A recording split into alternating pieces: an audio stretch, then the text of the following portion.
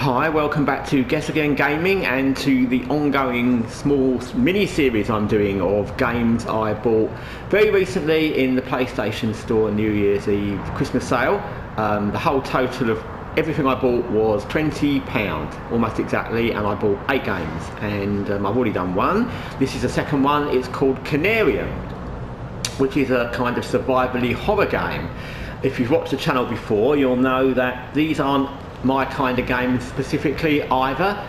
The last game was a pixelated game, and pixels aren't my kind of thing, and survival horror kind of games apparently aren't my kind of thing either, because I've never really finished one, although they're generally kind of short. Some I appreciate, like Soma. I liked the idea of it and I played it for a little bit for me, and then I kind of got bored with the whole aesthetic of it and things jumping out and that. Amnesia, Outlast, I played a bit, couldn't really get into those, and then more recently on the channel I did Kona and Welcome to Hamwell, which were just annoying. If you watch the videos about Kona, this is similar setting, kind of. It's in snow and it's very cold, and it has a lot of things in common with the last 2 games I mentioned as well. So I've been playing this a little bit. In fact, I've been playing this bit for quite a while just to make sure I was, sure about what I wanted to say in the video. So it looks nice. I'll give it the things I like first. The setting is good. I think, if you ever watched the John Carpenter movie The Thing, snowy Antarctic areas are great for horror movies. They just have that, Whiteout look to it. Whiteout is also a good movie, by the way. Stars Kate Beckinsale. So yeah, it's got a good look to it. Feels oppressive. It feels cold. They've done very well with the graphics because you feel cold. I'd say it's better than Kona for that, because that just had snow, but this has got that dark and always sort of blustery snow around it. It feels cold. You feel cold when you're playing it. The lighting is good. The graphics are good. I don't know what the budget for this game was, but it looks fine. So I've got no complaints with any of that. My complaint is I have no idea what I meant to do, and that was the same with Kona, and that was the same with Welcome to Hamwell. These kind of games where there's no one around and you end up in a place, and you usually wake up somewhere. I think that's standard for these kind of things, or many games actually. You wake up somewhere, no idea how you got there. That's kind of how I ended up here. I just woke up in this doctor's chair and I had no idea what I was there. I've run around a bit. There's a generator somewhere back there, but there's no way of turning it on because it's run out of fuel, and weirdly for a generator there's no fuel in the building where the generator is, so that's a bit annoying. So I'll take you inside here and you can see the inside graphics.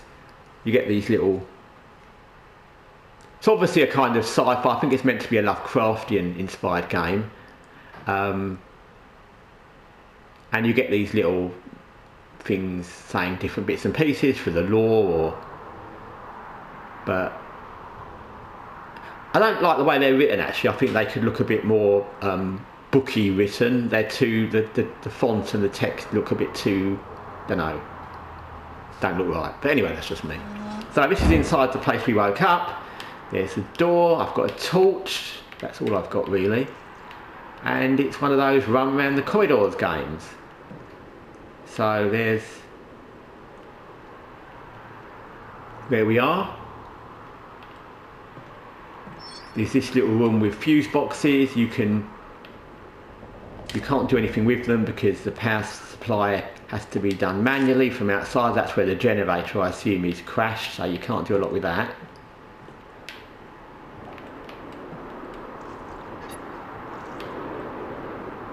And you can see that's the door to the outside, which doesn't really help. Nothing much in these corridors. There's things on the wall to look at, and you can come down here. This is where I started off. Again, these things you can look at on walls. There's a cabinet there that's got medical supplies. I'll shut that because I'll walk into it otherwise. That's the place I started out in. It's a very strange little device there, which is obviously something to do with what's happened. I woke up on one of the beds or something here, and this strange device that was giving me a headache when I woke up. Device, its noises are resonating in my mind. Yes, you call it resonating, I call it a headache, but anyway. So, I've looked around this room, there's lots of little drawers you can open and things you can do, and then you can run around a bit. The dark and that is fine.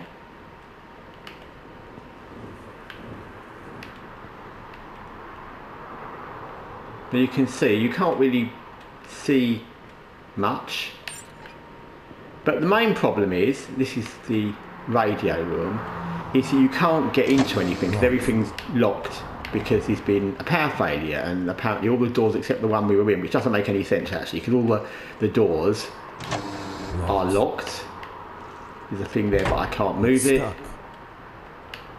And the only door that was unlockable was the one I was in, which makes no sense actually. So, but yeah, that's the problem with this game. And I have, just so you know, I spent at least 45 minutes running around this part since I've gone to the place where the generator is, and since I did that bit, and I've come back through the snow, and I've run around again because there was nothing. I went there twice actually because I was sure there was going to be something there, but there wasn't that I could find.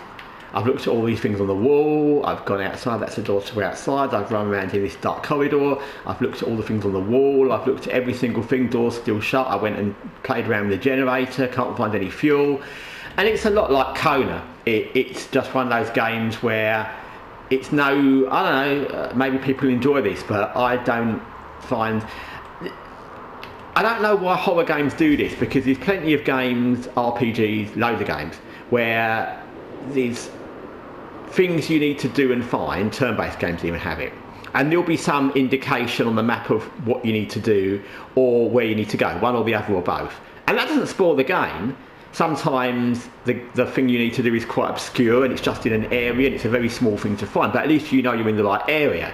And sometimes the thing you need to do, because it will tell you the next thing you need to do is to turn the generator on, for example, at least you know you're on the right track, but this doesn't tell you anything, and I don't think that's fun, because it's not giving you any easy options to do anything, and equally it's not telling you what you need to do. So I don't even know if I meant to turn the generator on, I don't know if it's something else I meant to do, I don't know what I could look at. There's so many little things to read and look at, and you don't know whether you're missing something. And as with Kona, you get to that point where you just don't care anymore. There's a limit to how much patience I've got to run round and round the same area. This in area is probably the same as Kona. It's that was more outside, this is more inside, but there's not any difference in the amount of things to run around. There's not much. That's not bad if you knew what you were doing, but you don't. So you just end up running around these corridors hoping to suddenly turn and find a thing you've not seen before, and you don't. And then you go outside again and you do that again, and it's boring. That's the honest truth. And, you know, maybe people like this, maybe it's just me, but for me this is boring. And that's not because it's a horror game. Like I said, Soma, I thought that was well done. I thought that was interesting. It wasn't boring. It just didn't gel with me over time, because that running around in a close setup with things jumping out didn't scare me. It just became a little bit fiddly and annoying. But that's not because I thought the game was bad. It just didn't gel with me. This, it's just boring. That's all I can say about it. It's boring. It doesn't gel with me. If anyone finds this interesting, running around looking at doors and clicking on things on the wall without any idea what they're meant to be doing, then good luck to you, but I just find it very boring. So this game I would not recommend you buy unless you like running around in the dark doing random stuff. Even if you do, and I bought a few other horror games in this bundle, I'm sure there's better games. I'm sure there's games that are scary and dark and you're uncovering secrets, and they're much better done than this. So I like the atmosphere, I like the graphics, I like the outside, but there's just nothing else to do. It's just nothing enough. There's not enough to do, and there's nothing telling you what to do or if you're on the right track. And like I said, it just wastes your time. And if there's one thing I hate about games, it's games that waste your time. I think it's a thing in gaming that they need to address generally, where It's like save things where games don't let you save and then you die and have to do the whole level again. Well, you know, you need to appreciate that people have lives and they don't have the time to do the whole level again. And this is the same. People have lives and they don't have the time to just run round and round and round and round in a not particularly major game, just looking for whatever they might need to find. And yeah, I don't like that kind of game in general. So anyway, Conarium, no, don't recommend, don't buy it unless you particularly want to run around in the dark with a torch. That's what this is good at. Anyway, thanks for watching Guess Again Gaming. Till next time, take care for now.